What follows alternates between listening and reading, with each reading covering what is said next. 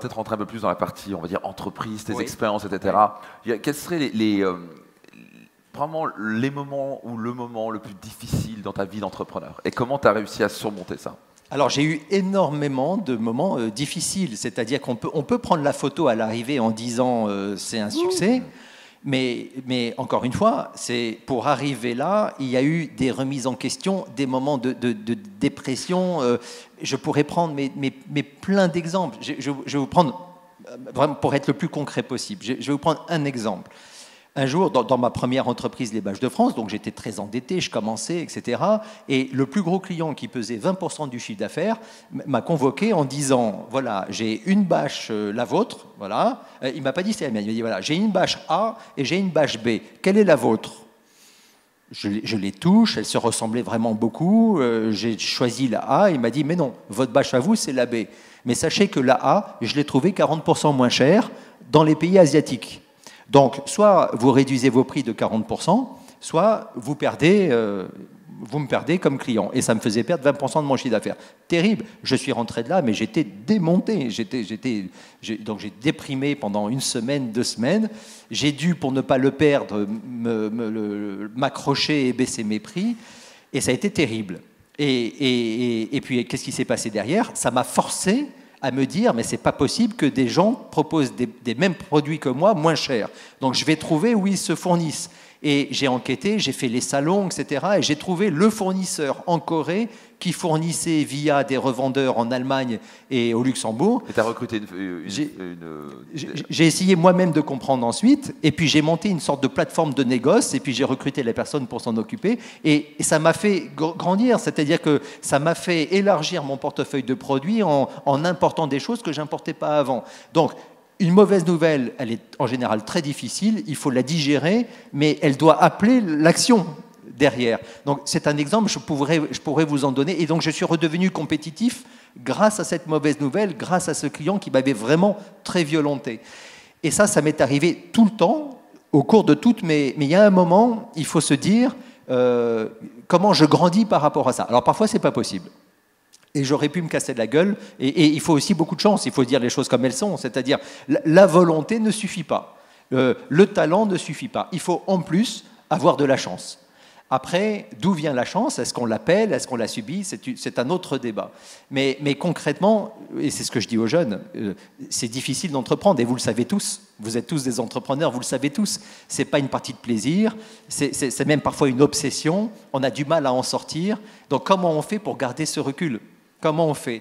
Et ça passe beaucoup par l'entourage. Ça passe beaucoup par recruter des gens autour de nous qui peuvent porter avec nous.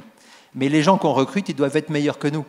Les gens qu'on recrute, ce n'est pas à nous de les tirer. Donc, les gens qu'on recrute doivent être meilleurs que nous. Meilleurs que nous. Entends par ça? Et c'est eux qui doivent nous porter. Par exemple, moi, je ne serai jamais un spécialiste polyvalent. Je ne serai jamais le spécialiste du marketing digital, le spécialiste de la finance et le spécialiste de l'industrie 4.0 et le spécialiste des ressources humaines. Je ne suis pas Superman. Par contre, j'ai suffisamment de bon sens pour comprendre où est le problème et comprendre si la personne saura le gérer. Et donc, je m'entoure de gens qui sont bien plus compétents que moi dans tous ces domaines. Et mon rôle à moi en tant que dirigeant, c'est de créer une équipe qui fonctionne ensemble. Voilà, de façon homogène. Donc, j'essaie de recruter les meilleurs dans leur domaine, tous dans leur domaine bien meilleurs que moi, et mon rôle à moi, c'est un peu le chef d'équipe qui essaie de faire en sorte que tous ces vecteurs soient alignés dans la même direction que je donne. Et le recrutement de ces talents, c'est, me semble-t-il, après la vision stratégique, la grande mission du chef d'entreprise. Et là, et vous ne savez pas comme la vie change, quand on a des talents qui vous portent, qui anticipent les problèmes, qui même vous permettent de regarder beaucoup plus loin que vous ne l'auriez fait tout seul, là, vous commencez à dégager du temps. Et dès que ça tourne, en fait, il faut vous rendre non indispensable au quotidien. Voilà, pour moi, c'est ça la réussite de l'entrepreneur. Qu'est-ce que tu entends par là? C'est-à-dire que si j'arrive au travail et toute décision m'attend, donc au niveau de la production, il y a un choix à faire, il faut que je réagisse. Puis derrière, il y a des clients qui me posent quelque chose, c'est à moi de répondre. Puis derrière, il y a un concurrent qui nous ennuie, mince, qu'est-ce que je dois faire? Si je concentre toutes les décisions du quotidien, Je vais atrophier mon entreprise, puisque je vais déresponsabiliser tout le monde autour de moi, parce que je vais habituer tout le monde à ce que ce soit moi qui prenne les décisions et pas eux. Et puis surtout, je ne peux pas faire un pas en dehors de l'entreprise, je suis obligé d'être là pour répondre à tout. Donc je ne sors plus de l'entreprise, je ne vais plus voir mes clients, je ne réfléchis plus à ma stratégie, je ne vois plus les coûts venir et j'atrophie mon entreprise. Et par contre, si j'arrive à recruter des gens qui vont porter ces sujets-là, que je vais amener à prendre eux-mêmes les décisions, quitte à ce que je joue le rôle d'arbitre, in fine, mais au moins ils gèrent le quotidien. Je ne suis plus indispensable pour que ça tourne, et ça peut tourner sans moi. Si ce que j'ai construit, j'arrive à le confier à des gens qui le font tourner sans moi, alors je me libère du temps pour penser à construire l'étage supérieur. Voilà, c'est comme la construction d'un immeuble. Je commence à construire moi-même le rez-de-chaussée. Quand j'ai compris les tenants aboutissants, j'embauche des gens qui vont le faire mieux que moi et ça me permet de construire le premier, puis le deuxième, puis le troisième. Sinon, mon entreprise est atrophiée, puis j'ai plus de vie, et puis je perds le plaisir. Si je suis pris par le quotidien tout le temps, si je ne peux plus faire un pas dehors en me disant « mais mince, je suis dehors, qu'est-ce qui va se passer dedans ?», je perds le plaisir d'entreprendre. Et donc, dès que je perds ce plaisir, c'est quelque chose qui ne fonctionne pas. Dès que je suis débordé, c'est quelque chose qui ne fonctionne pas. Voilà. Et donc, moi, j'ai toujours essayé, je vais vous donner une anecdote, vous allez, et c'est possible. Quand j'ai eu mon premier enfant, il y a maintenant 25 ans, je venais d'entreprendre les Bâches de France. Eh bien, dès le début, je me suis dit, si je veux le voir, j'ai tellement entendu d'entrepreneurs qui me disaient « j'ai pas vu ma famille pendant 20 ans », je me suis dit, la meilleure chose à faire, c'est pour essayer de le voir, c'est je vais me fixer le mercredi. Le mercredi, il n'est pas à la crèche, il est à la maison, etc. Le mercredi, je ne prends pas de rendez-vous. Je travaille, mais je travaille chez moi. Et je ne prends pas de rendez-vous. Comme ça, quand il fait la sieste, je travaille. Quand il se réveille, je l'emmène au parc. S'il a un match de foot, je vais le voir. Quand il dort le soir, je bosse comme un malade peut-être, mais au moins je l'aurais vu dans la journée. Et j'ai découvert ce truc incroyable, c'est qu'on pouvait s'organiser. Je n'étais pas l'esclave de mon poste, de mon ordinateur, du matin au soir. Il suffit de l'expliquer. Et j'ai dit à mes collaborateurs, je suis joignable quand vous voulez. Si je suis avec mon enfant, je suis sur messagerie, mais vous savez que je suis joignable et on se parle, voilà, mais je n'ai pas de rendez-vous. Et ben, ce mercredi, je l'ai tenu jusqu'à ce que mon dernier enfant n'en ait plus besoin. Donc, j'ai toujours essayé de tenir ça. Non, donc, c'est génial, on peut applaudir pour ça, c'est voilà. top. Ce qui est intéressant, c'est le concept du 80-20 que tu connais si bien. C'est en fait, on fait beaucoup de choses qui génèrent 20% des résultats, alors qu'en fait, quand tu réduis et tu as pu, bah, tu es obligé de te concentrer sur l'essentiel, sur les priorités vraiment, et tu es obligé de déléguer. Tu n'as plus le choix. Exactement. Et donc, ça te force à grandir. Exactement. Et donc, très souvent, je me faisais cette réponse quand j'en avais assez, parce que parfois, la vie, il y a une avalanche de choses à faire, etc. Moi, très souvent, je perds ce recul, mais très souvent, ça revient toujours, mais je le perds toujours. Et donc, quand j'en peux plus, il y a un moment, je me dis, stop. Donc, ça, pourquoi c'est moi qui le fais? Alors, soit c'est quelqu'un d'autre qui devrait le faire et je le lui confie, soit j'ai personne pour le faire, donc j'ai besoin d'un recrutement. Mais il y a un moment, je me dis, mais il n'y a pas de raison que ce soit moi qui fasse ça. Et c'est ça, ce recul qu'il faut garder. Il faut redonner de la vie et du temps dans votre emploi du temps et ne faire vraiment se concentrer sur les choses où il n'y a vraiment que vous pour le faire. Et puisqu'on parle de business et qu'on rentre un peu plus dans le détail, pour donner un peu l'équilibre de mon emploi du temps, je passais à peu près 4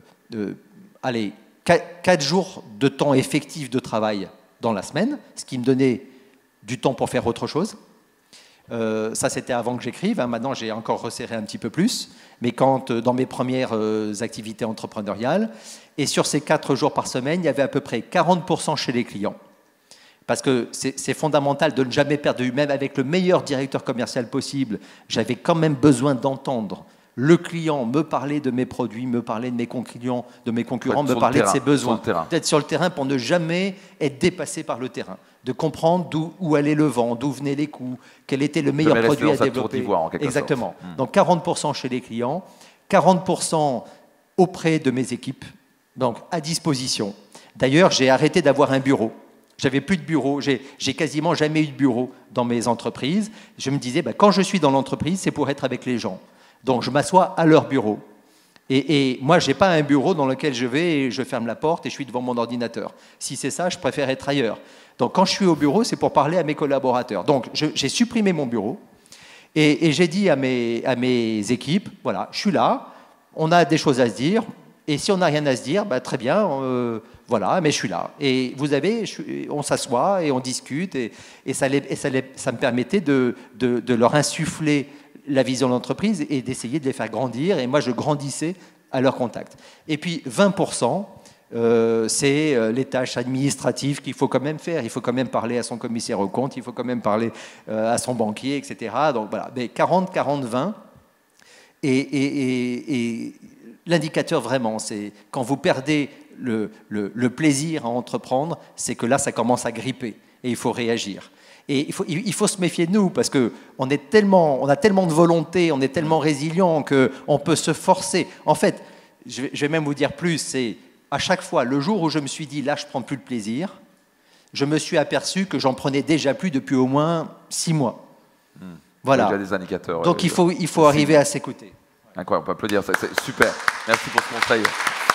Dis-moi, parle-nous un petit peu de la culture dans tes entreprises, ou à quel point la culture est importante, quelles sont les valeurs que tu véhicules. Tu parles beaucoup d'insuffler, de porter la vision, de faire grandir les gens.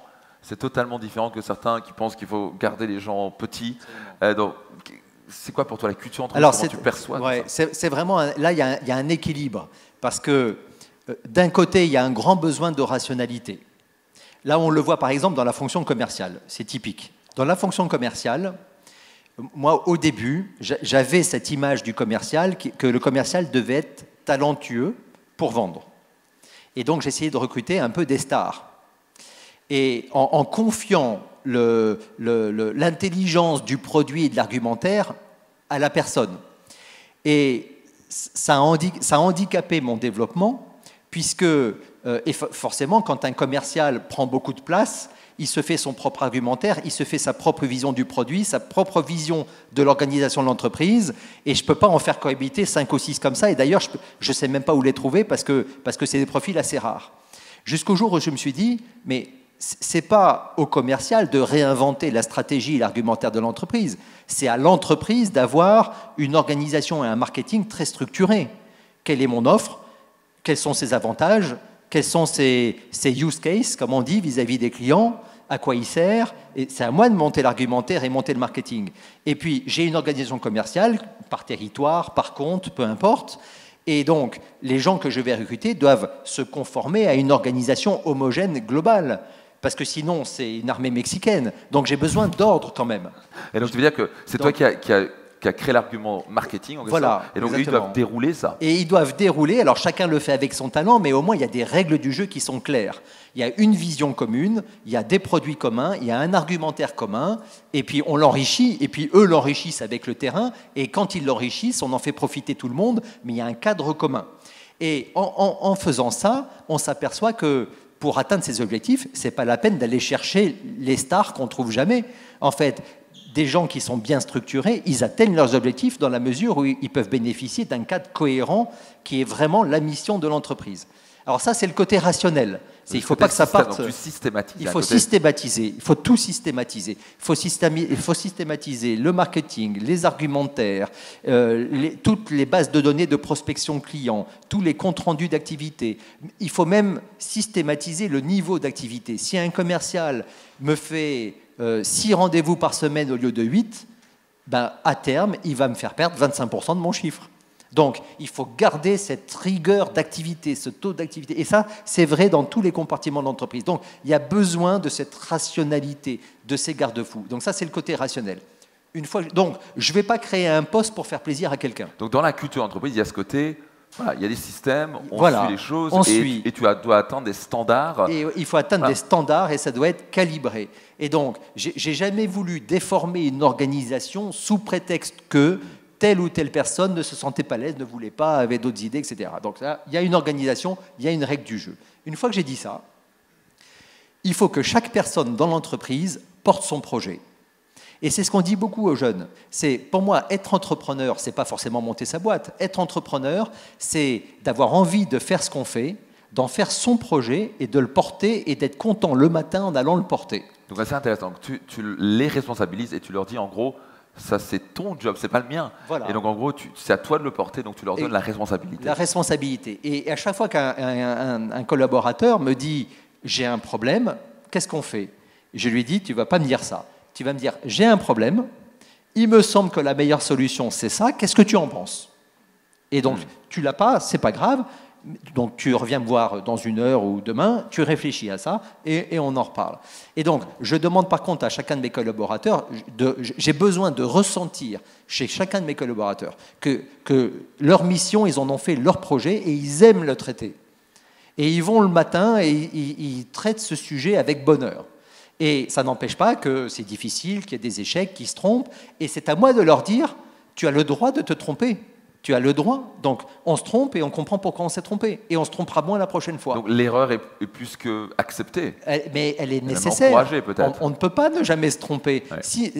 Si on ne se trompe jamais, c'est qu'il y a quelque chose qu'on n'a pas vu. C'est que finalement, on se trompe globalement. Tout change dans le monde de l'entreprise. Il y a une réalité qui évolue tout le temps. Donc, il faut qu'on se trompe. Par contre, il faut réagir très vite. Et moi, je garde ma capacité à réagir justement parce que ces collaborateurs me font gagner beaucoup de temps et me permettent de lever la tête. Et c'est pour ça que je garde cette capacité à réagir. Donc voilà, donc j'ai besoin de créer un cadre très rationnel, très mesurable, très quantifiable. Et en même temps, j'ai besoin qu'à l'intérieur de ce cadre, chacun se sente porteur de sa mission. Et ça, c'est un équilibre qui est compliqué à mettre en place. Mais quand même, quand le dirigeant impulse cette envie de faire, quand même, c'est très communicatif. Et donc, on trouve.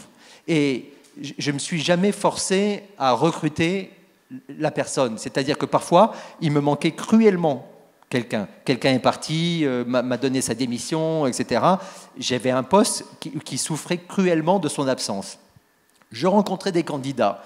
Et souvent, je rencontrais des candidats 14 sur 20. Ah, il est bien. Ouais. Et j'essayais de me convaincre rationnellement que le candidat était bien. Oui, sur le papier, oui, il a la tête bien faite, oui, il est truc. Ouais. Et pourtant, je ne sens pas complètement. Mais je me disais, j'ai trop besoin. Mieux vaut le prendre même à 14 sur 20 que continuer à chercher. Il faut vraiment qu'il vienne maintenant. À chaque fois, je me suis dit ça. Ça a foiré. Et le gars est parti, j'ai perdu 1 an de plus. Donc maintenant, je me fie beaucoup plus. C'est dur de se fier à son intuition quand on recrute. Donc je reste très rationnel avec une fiche de poste, des critères, des spécifications. Mais au bout du compte, je voudrais travailler avec lui ou pas. Je le sens pas. Et à bout d'un moment, c'est les tripes qui parlent. Et je fais plus de compromis non plus. Si je sens que c'est pas exactement la bonne personne, mais je passe 1 mois de plus à chercher, mais je vais gagner 1 an. C'est ça. Voilà. Donc c'est des petites règles au quotidien, mais chacun a les siennes. Vous devez les vivre aussi, vous, et ça doit vous parler. Donc voilà, chacun a les siennes. Moi, c'est comme ça que je travaille. 3 jours pour transformer votre vie. 3 jours pour décupler votre leadership. 3 jours pour transformer vos finances et vos relations. Inscrivez-vous maintenant au séminaire Destination Réussite.